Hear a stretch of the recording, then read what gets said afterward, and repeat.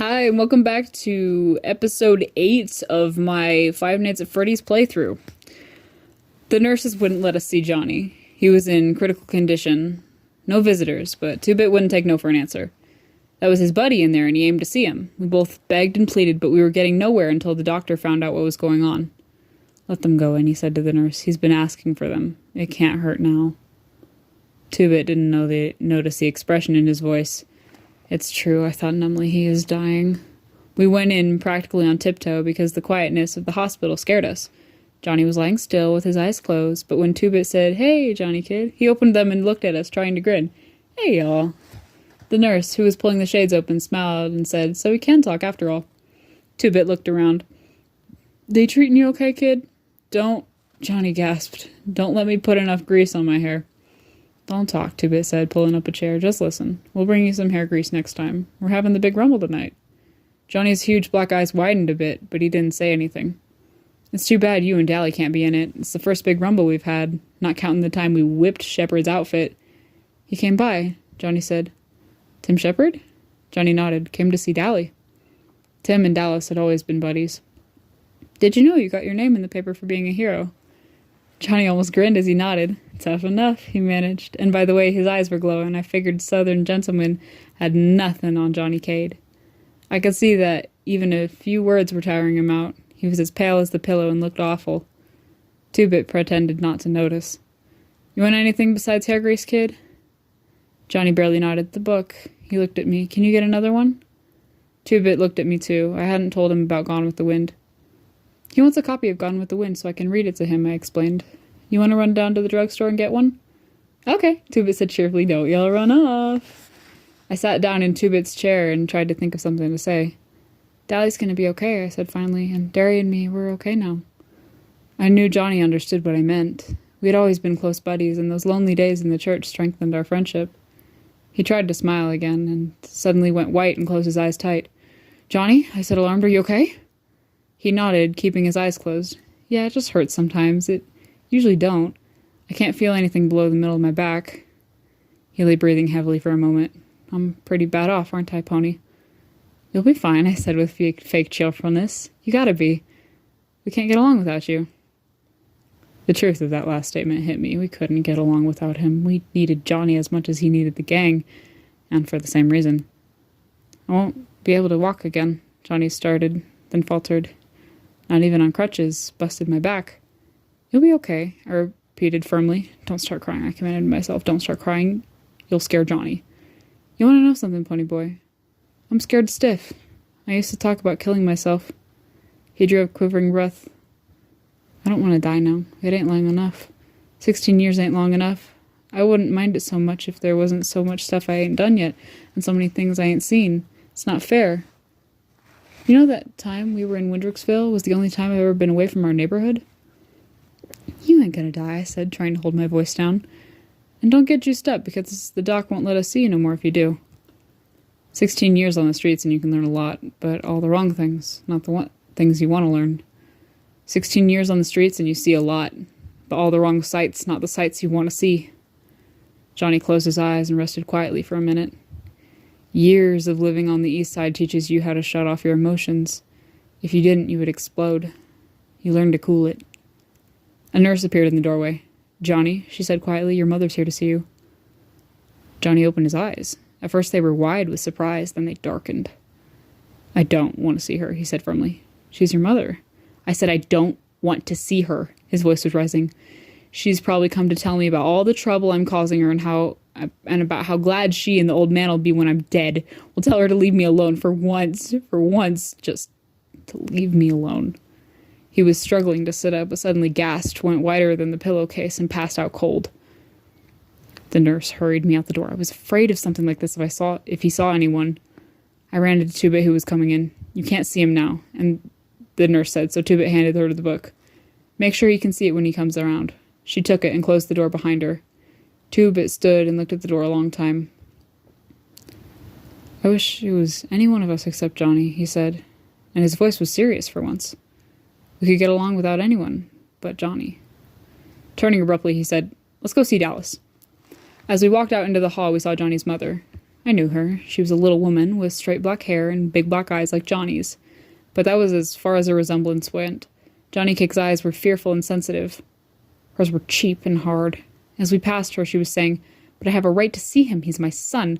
After all the trouble his father and I have gone to raise him, this is our reward. He'd rather see those no-count hoodlums than his own folks." She saw us and gave us such a look of hatred that I almost backed up. "It was your fault, always running around in the middle of the night getting jailed and heavens know what else." I thought she was going to cuss us out. I really did. Two-Bit's eyes got narrow and I was afraid he was going to start something. I don't like to hear women get sworn at, even if they deserve it. "No wonder he hates your guts," Two-Bit snapped. He was going to tell her off real good, but I shoved him along. I felt sick. No wonder Johnny didn't want to see her. No wonder he stayed overnight at Two-Bit's or our house and slept at the vacant lot in good weather. I remembered my mother, beautiful and golden like soda, and wise and firm like dairy.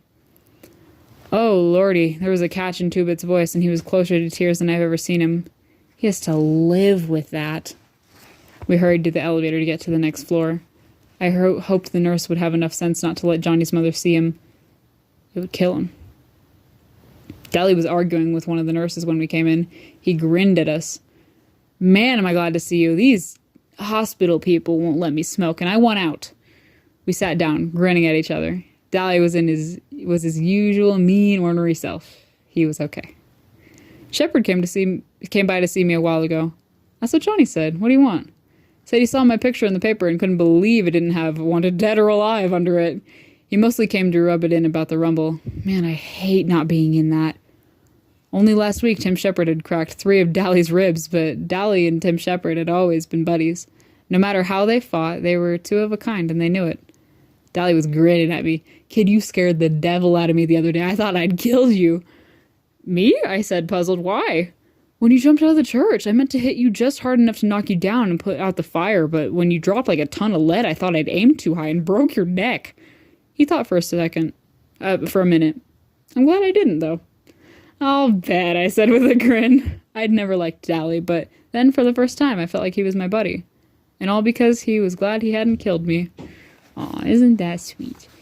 Dally looked out the window. He sounded very casual. How's the kid?"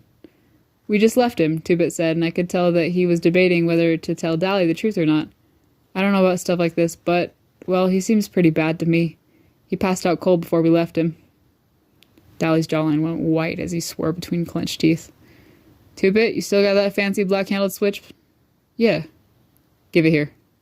Two-Bit reached into his back pocket for his prized possession. It was a jet-handled switchblade, 10 inches long, that would flash open at a mere breath. It was the reward of 2 hours of walking aimlessly around a hardware store to direct suspicion. He kept it razor sharp. As far as I knew, he had never pulled it on anyone. He used his plain pocket knife when he needed a blade, but it was his showpiece, his pride and joy. Every time he ran into a new hood, he pulled it out and showed off with it. Dally knew how much that knife meant to Two-Bit, and if he needed a blade bad enough to ask for it, well, he needed a blade. That was all there was to it. Two-Bit handed it over to Dally without a moment's hesitation. "We gotta win that fight tonight," Dally said. His voice was hard. "We gotta get even with the Socias. For Johnny." He put the switch under his pillow and lay back, staring at the ceiling. We left. We knew better than to talk to Dally when his eyes were blazing and he was in a mood like that. We decided to catch a bus home. I just didn't feel much like walking or trying to hitch a ride. Two-Bit left me sitting on the bench at the bus stop while he went to a gas station to buy some cigarettes. I was kind of sick to my stomach and sort of groggy. I was nearly asleep when I felt someone's hand on my forehead. I almost jumped out of my skin. Two-Bit was looking down at me worriedly. "You feel okay? You're awful hot." "I'm all right," I said, and when he looked at me as if he didn't believe me, I got a little panicky. "Don't tell Derry, okay? Come on, Two-Bit, be a buddy. I'll be well by tonight. I'll take a bunch of aspirins." "All right," Two-Bit said reluctantly, "but Derry'll kill me if you were really sick and go ahead and fight anyway." "I'm okay," I said, getting a little angry, "and if you keep your mouth shut, Derry won't know a thing." "You know something?" Two-Bit said as we were riding home on the bus. "You think you could get away with murder, living with your big brother and all, but Derry's stricter than your folks were, ain't he?"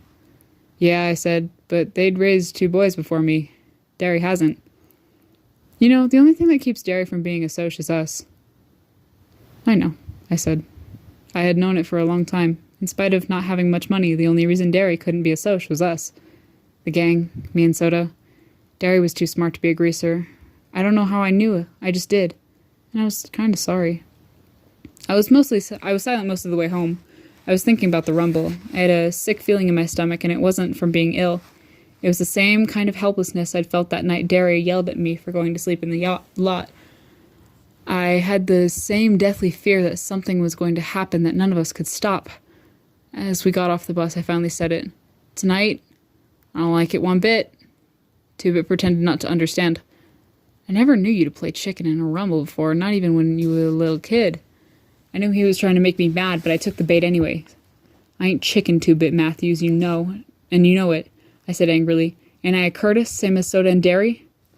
Two-Bit couldn't deny it, so I went on. I mean, I got an awful feeling something's going to happen. Something is going to happen. We're going to stomp the Socia's guts, that's what. Two-Bit knew what I meant, but doggedly pretended not to. He seemed to feel that if you said something was all right, it immediately was, no matter what. He'd been that way all his life, and I don't expect he'll change. Soda would have understood, and we would have tried to figure it out together, but Two-Bit just ain't Soda. Not by a long shot. Cherry Valance was sitting in her Corvette by the vacant lot when we came by.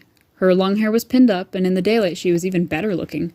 That Stingray was one tough car, a bright red one. It was cool. Hi, Ponyboy, she said. Hi, Two-Bit. Two-Bit stopped. Apparently Cherry had shown up there before during the week Johnny and I had spent in Windrixville. What's up with the big times? She tightened the strings of her ski jacket. They play your way. No weapons. Fair deal. Your rules. You sure? She nodded. Randy told me. He knows for sure. Two-Bit turned and started home. Thanks, Cherry. Ponyboy, stay a minute, Cherry said. I stopped and went back to her car. Randy's not going to show up at the rumble. Yeah, I said, I know. He's not scared. He's just sick of fighting. Bob... She swallowed, then went on quickly. Bob was his best buddy, since grade school. I thought of Soda and Steve. What if one of them saw the other killed? Would that make them stop fighting? No, I thought maybe it would make Soda stop, but not Steve. He'd go on hating and fighting. Maybe that was what Bob would have done if it had been Randy instead of him. How's Johnny? Not so good, I said. Will you go up to see him?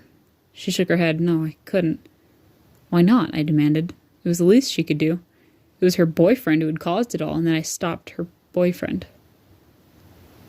I couldn't, she said in a quiet, desperate voice. He killed Bob. Oh, maybe Bob asked for it. I know he did, but I couldn't ever look at the person who killed him. You only knew his bad side. He could be sweet sometimes and friendly, but when he got drunk, it was that part of him that beat up Johnny. I knew it was Bob when you told me the story. He was so proud of his rings. Why do people sell liquor to boys? Why? I know there's a law against it, but kids get it anyway. I can't go see Johnny. I know I'm too young to be in love and all that, but Bob was something special. He wasn't just any boy.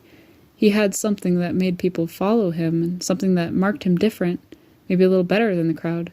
Do you know what I mean? I did. Cherry saw the same things in Dallas. That was why she was afraid to see him, afraid of loving him. I knew what she meant, all right, but she also meant she wouldn't go see she wouldn't go see Johnny because he had killed Bob. That's okay, I said sharply. It wasn't Johnny's fault. Bob was a booze hound, and Cherry went for boys who were bound for trouble. I wouldn't want you to see him. You're a traitor to your own kind and not loyal to us. Do you think your spying for us makes up for the fact that you're sitting here in a Corvette while my brother drops out of school to get a job? Don't you ever feel sorry for us? Don't you ever try to give us handouts and then feel high and mighty about it? Damn, boy, what the fuck? Pop off, King. I started to turn and walk off, but something in Cherry's face made me stop. I was ashamed. I couldn't stand to see girls cry. She wasn't crying, but she was close to it. I wasn't trying to give you charity, Ponyboy. I only wanted to help. I liked you from the start, the way you talked. You're a nice kid, Ponyboy. Do you realize how scarce nice kids are nowadays? Wouldn't you try to help me if I could? I would. I'd help her and Randy both if I could. Hey, I said suddenly. Can you see the sunset real good from the west side? She blinked, startled, then smiled. Real good. You can see it good from the east side, too, I said quietly. Thanks, Ponyboy. She smiled through her tears. You dig okay. She had green eyes. I went on, walking home slowly. And here is what we call the climax of the story. Ah! See you in the next chapter.